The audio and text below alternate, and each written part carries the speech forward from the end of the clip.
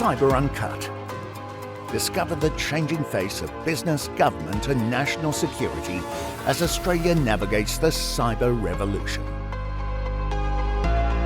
Good morning, good evening, good afternoon. Yep.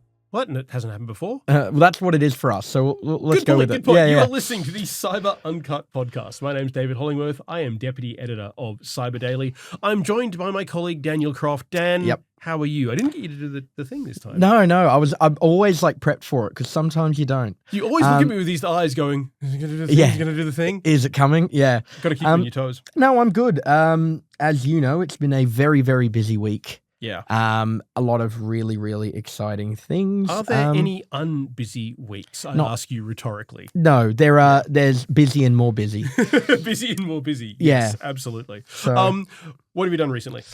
what how's have your I life done been? recently? It's been good. I was up the Central Coast with some mates on the weekend. It was very impromptu. We just went up to Saturday night after a quick message and stayed up until 6 a.m. and slept the rest of the next day, and then I drove home, and it was lovely. It sounds very work hard, play hard. I like it. That's what you got to be in this industry.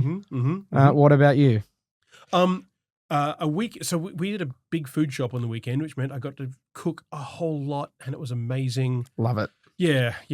I do a good steak. Let's just say I do a really good steak. I'm learning, and it has been a hard learning process, but I've finally gotten to a point where I eat the steak I eat. And don't believe that I cooked it because it is very, very good. Excellent. That is a great place to be. Yeah. All right, let's talk about creation and creativity. Excellent segue, if I do say Very well. myself. Very well done. Let's talk Grok.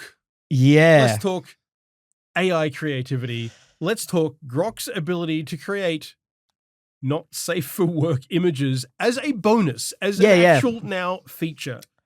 Dan, take us through it. Yeah, so, like people have always done this. AI pornography and AI kind of like lewd images have always been a thing since AI image generation became a thing. Even, if I may interject, even before AI image generation became a thing, and don't ask me how I know this, but if you go to Pornhub, there is a whole section, I know it for research, okay? Yes. A whole section of CGI stuff and animated stuff. Sure. So the idea of created rather than organic porn is nothing new. No. But this is a whole thing. Now it's just a single prompt and you get exactly what you want. And that's what I mean. Like in terms of AI generation of it, Yeah. it's kind of been like you can game Meta's AI or OpenAI or whatever to do it. You can game it. Now you don't have to. But Mecha Hitler welcomes it. Yeah, with Grok's new image generation. Grok Imagine is what it's called. It's been rolled out for Premium Plus X users and Super Grok subscribers. I did not know that's what it was called, but it is. I don't want to belong to anything where I'm a Super Grok anything. Yeah. And you didn't have to look very far to see the capabilities of Grok Imagine because Musk himself posted some not safe for work content. Now, it's not the most alarming thing you'll probably see generated by this. I was about to ask, just how NSFW is it? It's an angel dressed in somewhat scandalous, depending on your perspective of scandalous, a lack of clothing. You did show me that image. You say angel. I just thought it was an elf in crystal lingerie. There's wings.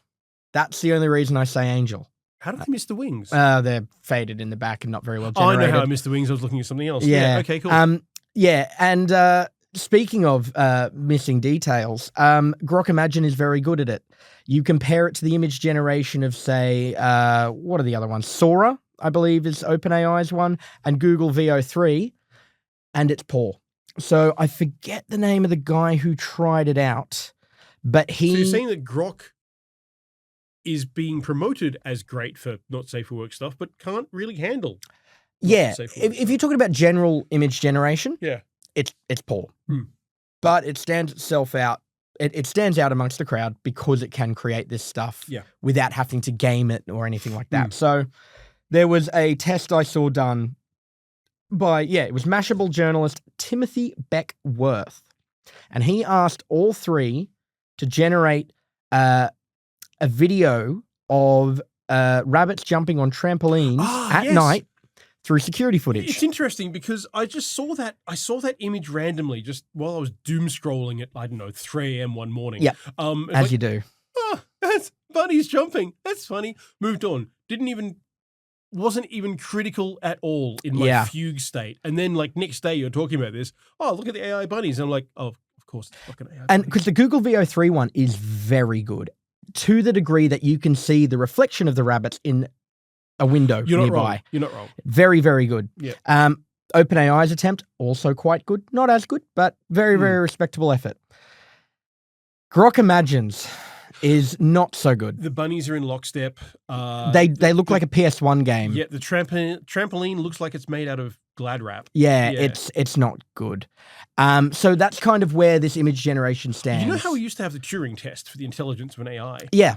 Clearly now it's the bunny trampoline test, the Voight-Kampf test, if you will. It's been proven to be very effective because we now have a pretty clear standing as to what is the most sophisticated and what is the least. Now, look, bunnies on trampolines. This is pretty new image generation. Okay. Like we know Grok has done it before, but this is their new Grok Imagine, and you know, Musk is boasting about it. I believe he said that it is generating video content. I think it was at half or a quarter of the speed than its rivals. The biggest concern here, though, is that it's an AI image and video generation without limits. Yeah.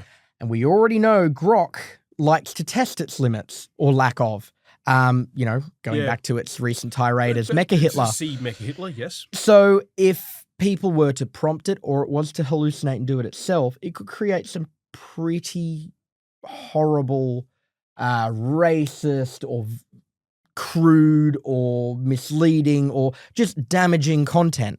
Yeah. Where the restrictions on the others kind of prevent that. Like, you know, one of the things people are always concerned about, and it's already everywhere, is mis and disinformation using AI. Yeah. I remember seeing, this was a TikTok I watched of someone saying that their grandmother showed them a video of Donald Trump singing, and it's very, very clearly AI, and it's about like, it's like Good Night America and all this, and it's about loving America, and it's very clearly AI, right?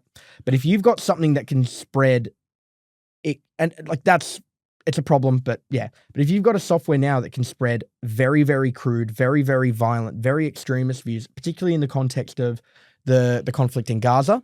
I mean, remember that video we saw about Trump's plan to turn Gaza into this holidays, and it was bearded women dancing, food falling from the sky, Elon Musk eating gold baklava. Statues everywhere. The concern to me is that, so for the context of Gaza, media is pretty restricted. You've got the journalists that are there have a political kind of, they're forced to have a kind of somewhat of a political alignment. And on the other side, they're killed or not allowed in at all. Yeah. So if you're suddenly getting all of this info, which is already great, because a lot of people, like, it's hard to identify exactly what's going on in a quite a tense political situation. Yeah. You now have a tool that can be used to create stuff, to create misinformation. It's a massive, massive opportunity to sway opinion. I mean, this and is it's dangerous. This is something you looked into, I think, last year, maybe the year before even, when there was Shutterstock image or the equivalent. Yes. Stock image of various kinds of destruction being used to represent the war in Gaza. Yeah. And you can see different images. There's that layer focused on, there's that layer focused on. We're adding a kid here, we're adding soldiers here. And you could tell they were all artificially generated. For context, this was in a published book, and I think it was, I'm not going to definitively say a name, but it was something big like National Geographic or like, you know, some sort of big, not saying it was National Geographic, I don't want to defame them, but some big publisher had used these images. They were Shutterstock images. And then if you search the image, you could see the exact same image with slight differences in color, or like there was a damaged car that wasn't in one of the others. Yeah, that's right. And they were AI generated, but they all claim to portray different conflicts in different parts of the world. Yeah. And yes, like this is a kind of minor example because it's like kind of a generic image of destruction in the context of saying it was in Gaza. Yeah. We know for a fact that there's destruction going on there. But you can absolutely paint scenes, especially with a tool like this that will have limited kind of restrictions, paint scenes that kind of aid your bias, depending on what your political kind of view is on this conflict or another conflict or whatever. and spread some very, very, very damaging misinformation. And as I said before, AI and misinformation, they go hand in hand, but this lack of restriction irks me a little bit. I'm impressed that we managed to get from porn to deeply left political in about the first 10 minutes of the podcast. We are for us. Brilliant at what we do, that is transition from those two topics. So I'm going to take a quick, not a break, but a quick diversion before we get to our next AI topic, because it's kind of... So I'm a wargamer. You know this. I do. I push tiny plastic mans around a table full of terrain, and I pretend they're real, and I roll dice. It's fantastic. There's a thing happening in the wargaming community, which is kind of delightful and kind of weird at the same time. People taking photographs of their miniatures and then putting it into an AI to animate them. Sure. And it's really weird to see a static image of miniatures on their base, their little plastic base, and then walking off their base into the terrain and proper, the camera follows them, and it's so wild. You suddenly get to see all this action, tabletop action that you imagine. And I'm like, surely that's harmless. I'm sure it's not going to be long before people think that's actual footage of actual things happening.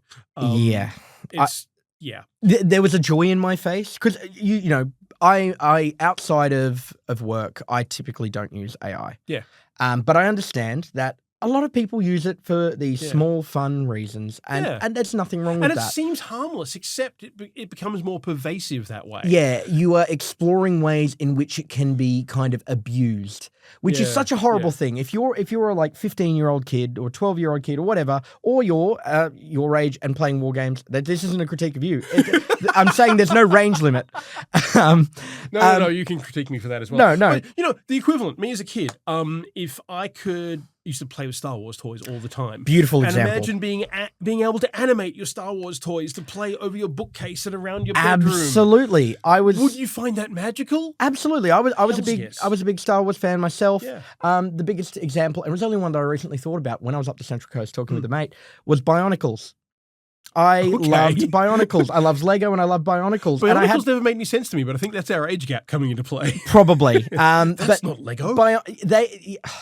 Hang on. No, let's not start. Okay, all right. We get back in. We'll do another podcast on cool. it. No, and Bionicles you could create your own figures. It was super customizable. Yeah. To be able to see my own creation walk or swing a battle axe or whatever, that's the coolest thing in the world. Yep. Unfortunately, your joy leads to someone using this for is a part of a wider, more complex kind of thing. Isn't that great? Happy to take the joy out of something. Seeing these, and they're often older gamers doing this kind of thing. They're very much not aware of all of the impacts of AI, whether it be water guzzling data centers or copyright issues, which we're about to get into. We will touch on that, yes. It's a great thing. It feels like AI is magical, but copyright. Yeah. And this is one of the biggest reasons I am not a fan. And we're returning to the well on this one because now it's coming home. The Australian Productivity Commission released an interim report ahead of the Productivity Roundtable, which is coming up this month. Mm-hmm. And one of the big things was, hey, if we want to have a productive AI economy, we need to let go the guardrails. Over-regulation is the devil. And maybe we should let the AI companies use the works and creations of Australian artists to make AI better. Dan, I don't know what you're going to say. I have no idea what you're going to say, but what do you think of this? Yeah, that's it. I despise it. I really do. We've already seen this kind of take place in the US and the UK. The UK is the one that really comes to mind because we had people like Paul McCartney and Elton John and Dua Lipa and all these amazing artists come out and say, no, this is what we've done for a living. And this isn't to protect us, it's to protect young artists. It's to protect everyone. Art is a big, big part of, like, the British pride themselves on their music scene, on their art scene. And we do as well. And we do. So much of our cultural identity is built around the music that we each grew up with in Australia. You've got your bands, I've got my bands. We just had our Australian Hottest 100. And that, the hottest 100 for years has not been Australian exclusive. And it's not also been for all time. It's also been the hottest 100 of the year. Back in my day, the hottest 100 is always of all time. And it was interesting to see what shifted, what changed. And it was really great to see Double J going, well, let's go back to that format but make it Australian. And to me, this was a big celebration of what Australian creatives can do. Yeah. And it was diverse across genres and eras and everything. It was great. Imagine now that an AI, as a bit of a middle finger, can just go, now all of that hard work you've done, that money you spent, the blood, sweat, and tears, I'm going to just use that to train myself. To create the perfect Australian song. And you get no say and no credit. Yeah. Nah, no way. And let's not forget the fact that a lot of the artists in that have passed. Let's talk about the number one track. Yeah. In Excess. Michael Hutchins. Yeah. For those listening and not watching, both Daniel and I just had a moment going, whoa, that track. But imagine deserved one. An AI gets fed that and go, well, make us the next great In Excess track. We've spoken about Tolkien. Bingo, exactly the same thing. Some things, art should be sacred. This is the ultimate expression of human identity is the art that we create. And that's why it's such an important thing as well, because it is such a contrast between man and machine here.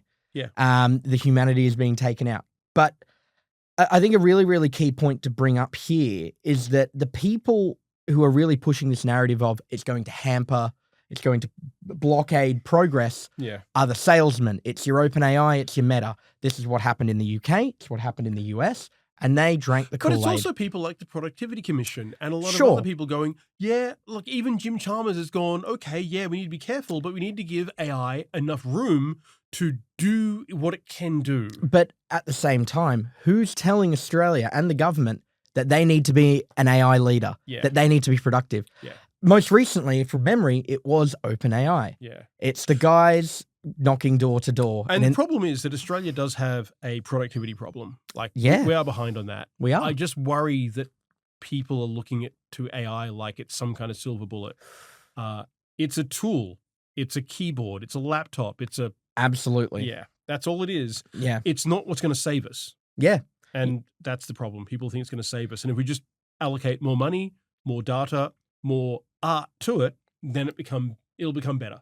What I will say, though, as hardcore lefties, you and I, noticed. Pardon me. What was the comment made by the leader of the coalition on this? Leader of the coalition, Susan Ley, God bless her, came out in defense of Australian creators, basically going, nope. And I had a moment of pause going, I agree with Susan Ley. Apologies to coalition voters out there. I know our audience is very diverse, and I'm not trying to demean you. It's just like, I did not expect that the coalition would come out. And of course, she knows that the coalition took a shellacking at the last election. Mm-hmm. So maybe the coalition, the Liberals in particular, going back to their small L liberal roots, might be finding their footing a little. But regardless, I thought that was really interesting. A lot of the coalition has come out against it, and I've got to say, yeah, absolutely. And I'm really proud of that because, like I said before, the UK government, it was a bit of a battle. Yeah. And the US government have taken steps towards going past that thing. Dropping the guardrails. And it really is kind of this Australian independence. When you want to talk about the Aussie spirit or whatever, it is this kind of independence and go, we're not doing that because it isn't right. And I really, really love that. So massive, massive props to... Absolute props for taking that angle.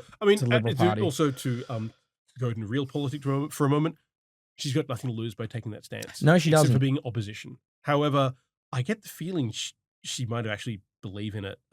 Regardless, it's great to see someone standing up for our artists and creators in the face of the AI behemoth. And I feel like we've just done a whole podcast right there. I know. But there's more to come. We're going to take a small break and we'll be back in a moment. Welcome back to Cyber Uncut. He is Daniel Croft. And I am David Hollingworth. Smooth. I love that. I'm so too rehearsed now. Good. Yeah, you've got this down pat. All right, let's get to the actual meat and potatoes of what we do. And this one is meaty. It is. Oh, there's so much meat, so much potatoes.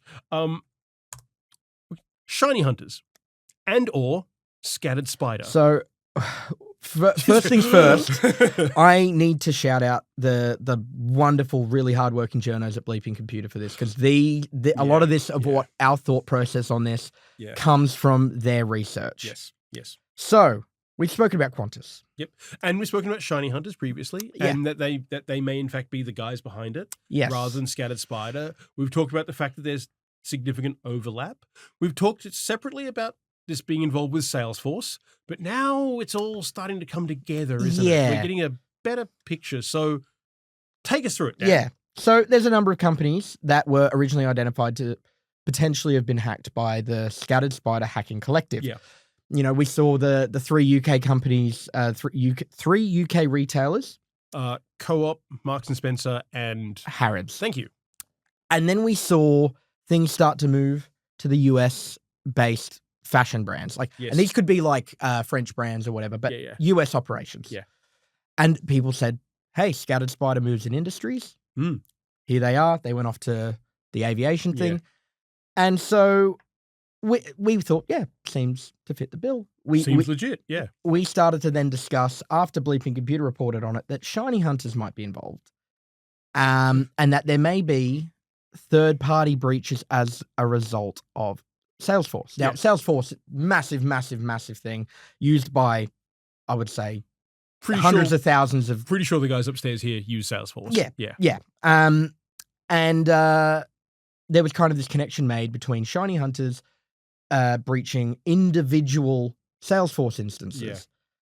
Now, we suspect that there's, as we've discussed before, that there's a connection between ShinyHunters and Scattered Spider, and that this is all a big operation.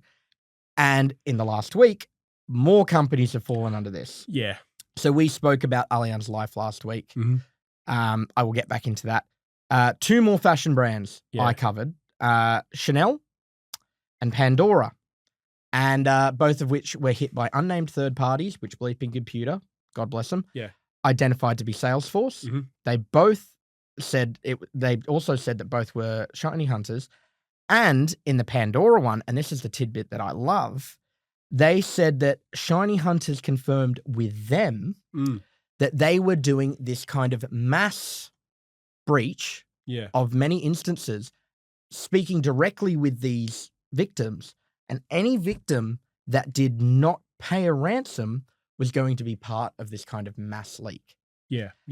Now, they've done this before. I believe it was called the Snowflake. Snowflake, Snowflake, that was all the Tic-Tac stuff and all of, so ShinyHunters has set a precedent for this. Yeah. This is not And back then, we thought ShinyHunters was an individual. We did. And even recently, last month maybe, ShinyHunters has been arrested. That guy. No, it's not a guy. No, it's not a guy. It's a collective. So, as we said last week, and we will say again, it seems to be like we think that Scattered Spider, if it is to be believed that they were in all these operations, may be working with ShinyHunters. Scattered Spider, as we know, is a collective. Or not working with, the members could overlap. Yeah. We know Scattered Spider is a collective. ShinyHunters, I think you've referred to them as a collective before. I've still always typically referred to them as a ransomware operation. Even more questions there. Yeah.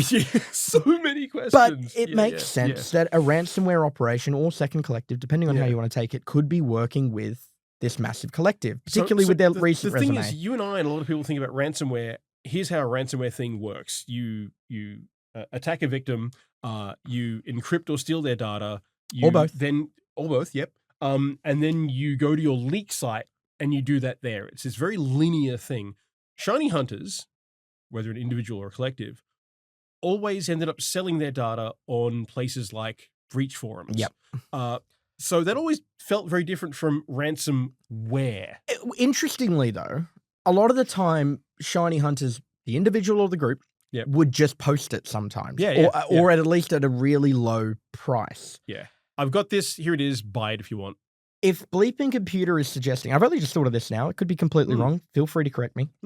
If Bleeping Computer is suggesting that they do these mass leaks where they only leak to people that don't pay ransom and only go through a private negotiation, could these just be people who didn't negotiate or didn't cooperate? Oh, and they've only just gone, hey, they didn't do it on an individual level, not a big group level. Just, hey, they didn't play ball.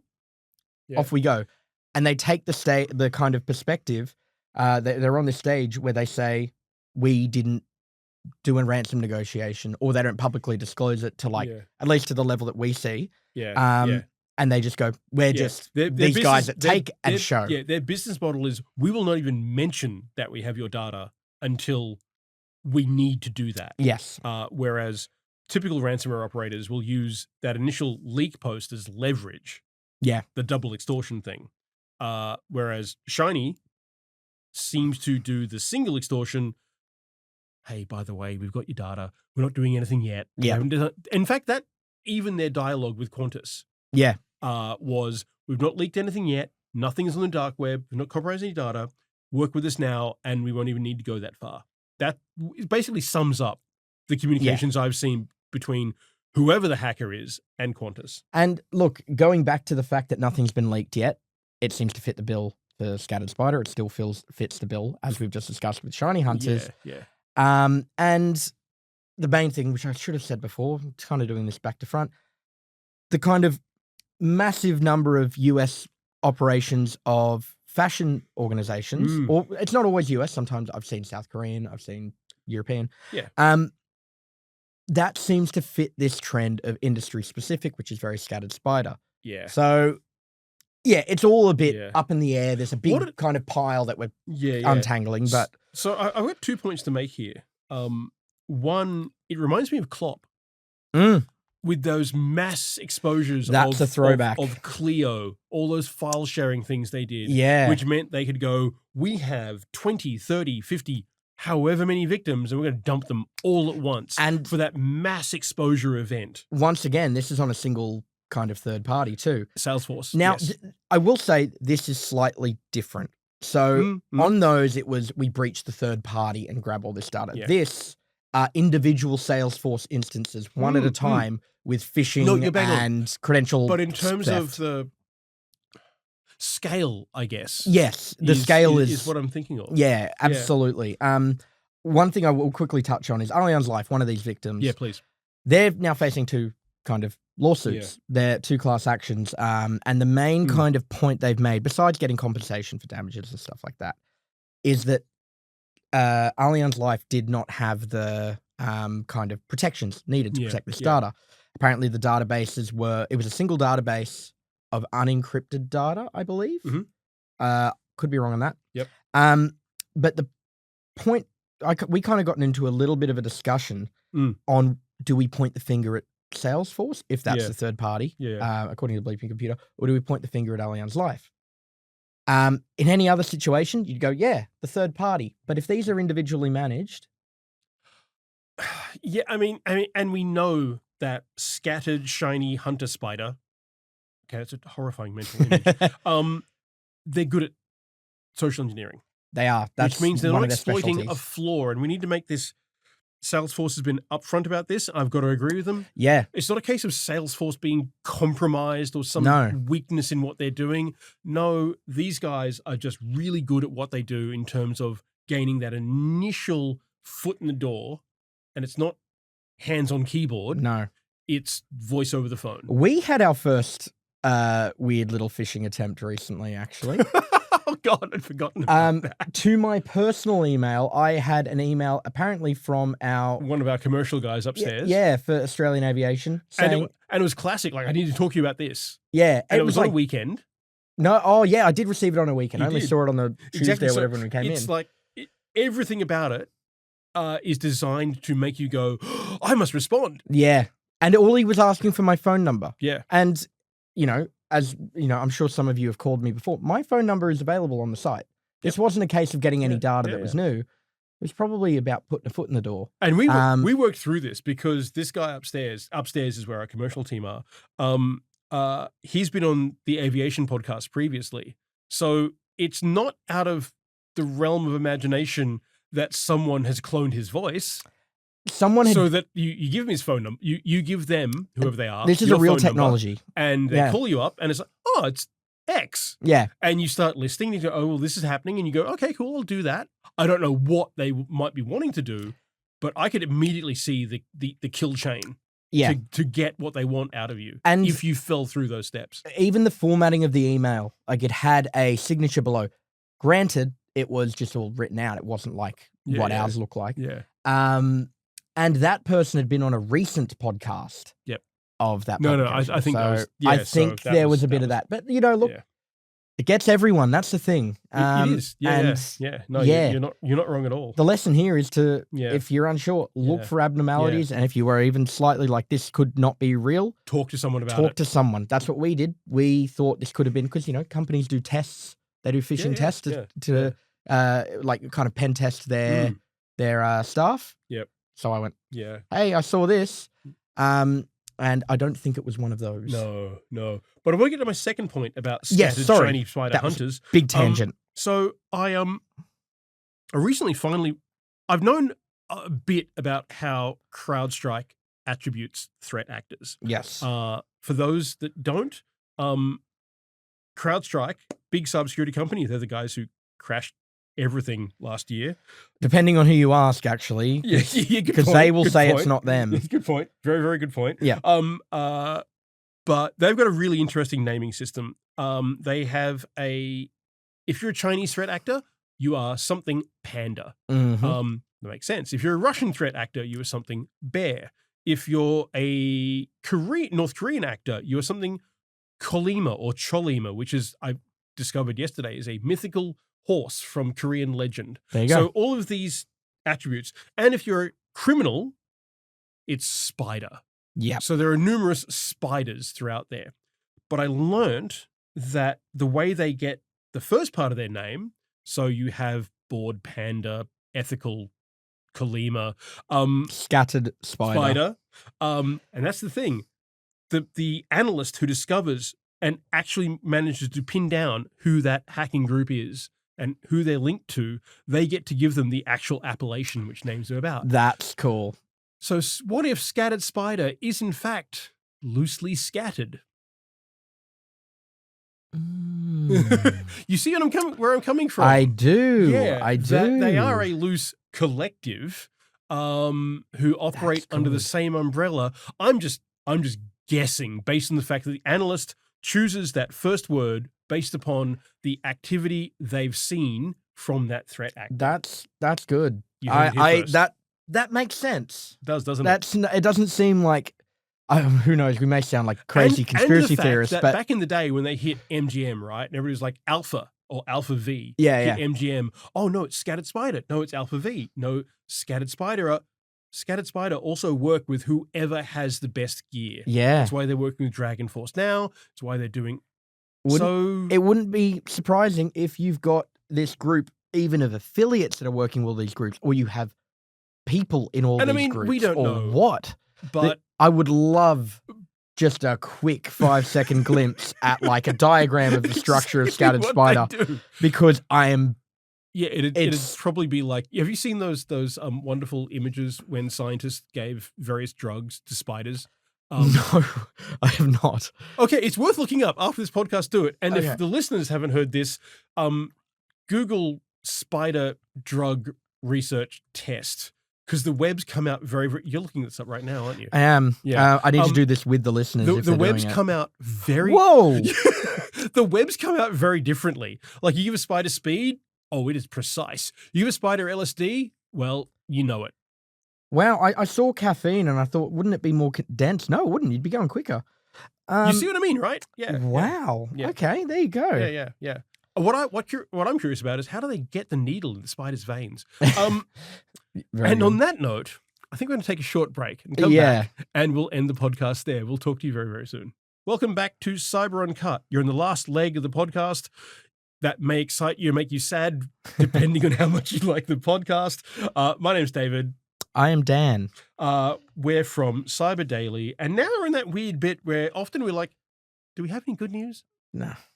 It's more amusing news that we kind of decide to laugh at. So we make it positive as much as we try can. to, or at least informative.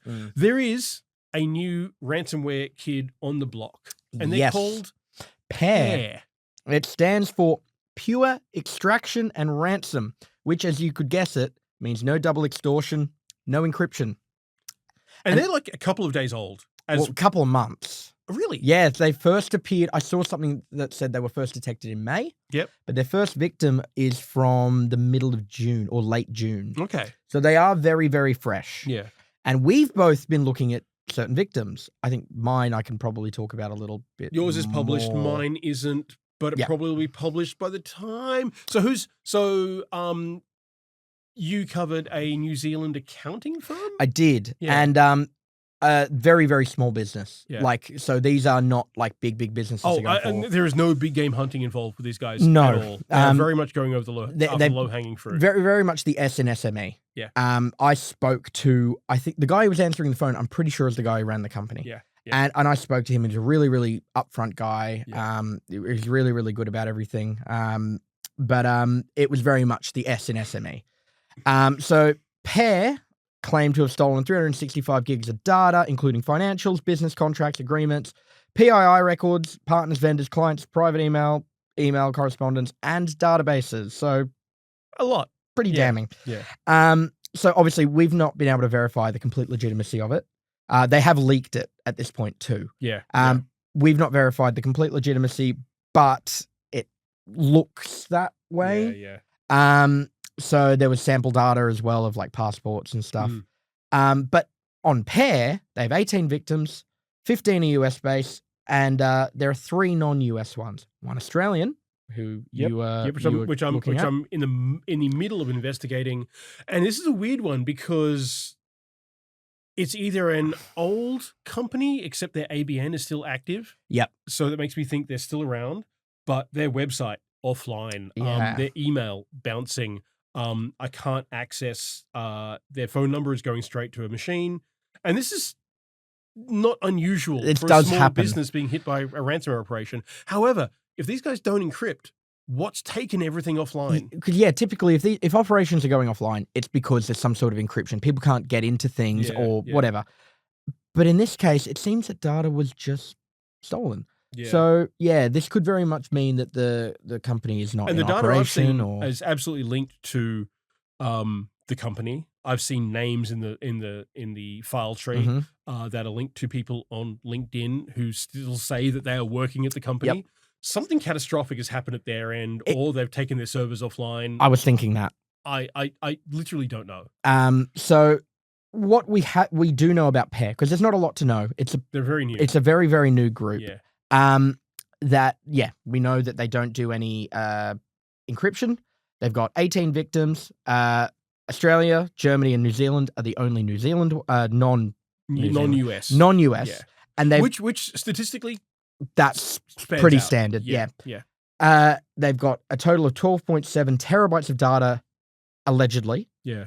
And they are very aggressive in their negotiations. Yeah, this is an amazing thing. Like for a new group, we've already been seeing through our channels transcripts of some of their negotiations. And they are, Dan and I have seen more than a few ransomware negotiations since we started doing this stuff. And these guys play hardball. Mm-hmm. So this is one of the victims, one of the US victims. I won't say any more than that. And this group had 3.8 terabytes of data allegedly stolen. Also, they managed to get high volumes of data out. Yeah, especially for a new and potentially unsophisticated group, considering the victims they're going for. 3.8 terabytes is quite a lot. Yeah. I saw multiple terabytes in multiple victims. Yeah. So this was 4 Bitcoin was the ransom payment, which comes to about $480,000. Not insignificant. US, that is. So that's what, 600, 700,000 Australian. More. Anyway. So the group reached out and said, hey, we know that you've now listed us on the site, or leaked. It was kind of hard to interpret. Can you take our name down and let's negotiate? And they went, no, you're too late. If you want us to take it down, it was almost like they set a second deadline for taking it down completely. It's hard to know which stage it's at without saying dates. Yeah. If you want us to take it down completely, even though we've already leaked it, you need to pay us this 4 Bitcoin. And the company, as the group listed, has a revenue less than $5 million a year. So $500,000 US is a lot of money to fork out. Yeah. And they were like, we don't have the money. Can you give us some more time? We need to figure this out. It's very chaotic. And they went, no. And so it kind of turned into this thing where there was a small discount given, but they weren't able, even when they were like, hey, can you give us a bit more time? We're trying to collect the funds for you. They went, no. And as a result, they just had to back out. They're almost kind of hurting their own ransom operation. So they're what they're looking for. So they look like they're trying to be a big game hunting operation. Yeah. Big game hunting is basically when a ransomware gang actively targets companies with huge revenues that they can embarrass to get a huge sum out of. Huge risk, huge reward. Here it's like we're going to go after small entities and hope they can afford to pay. But we're acting like we've got the power to talk to them like they're these massive companies with all this money. And the thing is, like a lot of ransomware groups, these guys will list on the leak site, and here is their yearly revenue. So they should know that these companies don't have that kind of revenue. Doesn't mean you have that money sitting there in the account ready to go. They're not getting $5 million in their pockets every year. And less than $5 million could range from they're in terrible debt, they're in negative revenue. It could be they're getting $800,000 in revenue. So much going on there. So it's a really broad kind of thing. So to me, they've kind of hampered their own thing, which could be a good thing. Most governments, like our government, say don't pay ransom anyway. Yeah. So I think realistically though, don't pay a ransom unless you think paying a ransom is absolutely worth your while. There are always exceptions, and I hate being the one to bring that one up. But you're right. But by and large, no, don't pay a ransom. You're helping the bad guys. However, if on the balance you are a, say, hospital with lives to save, and maybe paying the ransom. That's a real threat. We've seen people die as a result of ransomware. Yeah. So and we will again. Wow, we really suck at finding good news, don't we? Yeah, that was not our positive news. No, we may not be doing positive news. I don't think we have any positive news. No. Positive news is, hey, we've discovered a new operator. Now you know what to look out for. Ignore the last bit then on the positive. Yeah, okay. Thing, because that's quite dark. That's as good as we get. That is as good as we get. And that's just like one of 2 or 3 new operators that I've found this week. I was thinking today that I'd really, really like to, whenever we see a new operator pop up, we just do an article on that operator, who they've hit, what we know, are any analysts aware of it, just going, hey, here's the newest kid in the block you need to worry about. But this week there's been like 3. And the thing is, like with these, because a lot of these groups is either a lot known straight away or very little. Yeah. So I've written about as much as I know about PEAR in this New Zealand accounting firm story. So if you're interested, go give it a look. Yeah. But I will say, on a kind of last point on this, because I think we should move on. Yeah.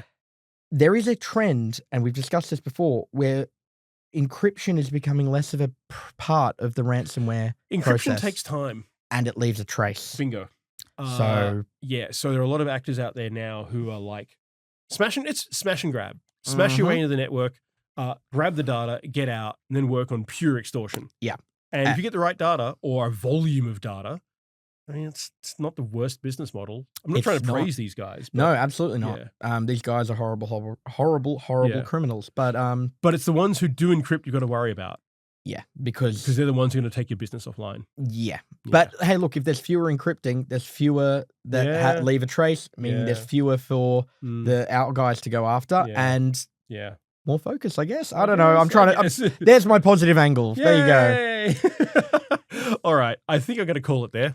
Yeah. Okay. Cool. This is a weird one. We had so much we could talk about, but we also understand that. Well, we see the metrics of how long people listen to a podcast. Yeah. I know I might be weird and being happy to listen to a 4-hour history podcast, but no one wants to listen to us talk for 4 hours. If you do, you know our emails, please contact us. Thank you for listening. I'm David Hollingworth. He's Daniel Croft. We're from Cyber Daily. You're listening to Cyber Uncut podcast. You can find us on all the socials. You can go to our website and sign up for our newsletter, and you'll get Dan and me and some of our other colleagues from Momentum Media in your inbox every morning. Thank you for listening. We'll be back next week. See you later. Bye.